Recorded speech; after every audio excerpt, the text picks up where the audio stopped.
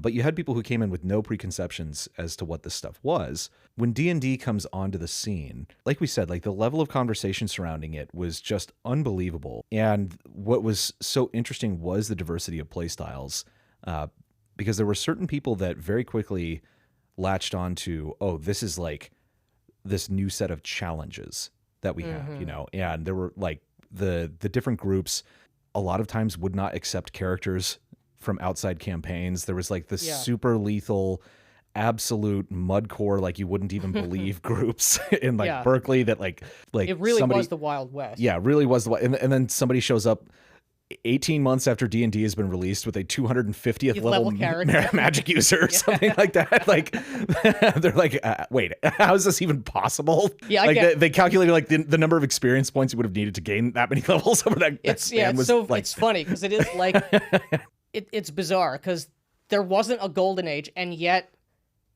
like the amount of energy and vitality back then, it does nevertheless kind of seem like there was, because again, it's like if you thought the theater kids were bad now, they had so much more energy before. If you thought the power gamer was bad now, you've never seen anyone come to you with a 230th level character, no matter how much of like a min-maxer they are, right? It was so much more. It's like the dinosaurs. The oxygen level was so high. Exactly.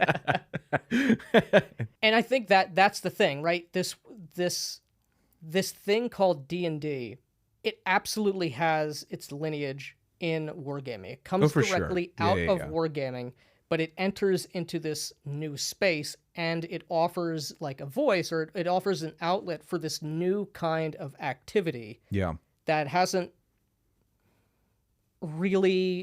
been defined at all. Yeah. Right?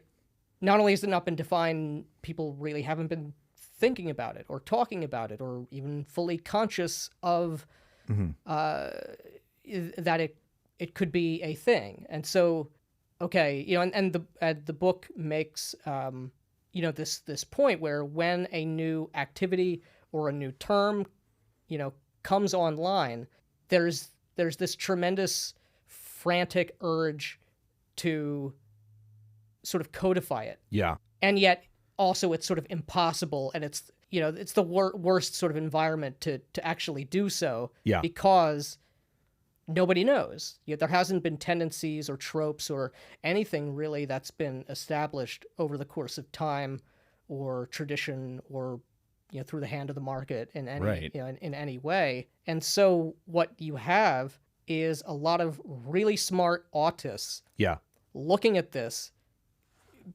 playing it with a crazy amount of focus, even if it's not the focus that you or I would advocate, but recognizing, you know, the additional gap, not only the gaps that exist in OD&D, but the implications and the incentives that are inherent in this new kind of game, this new kind of play experience.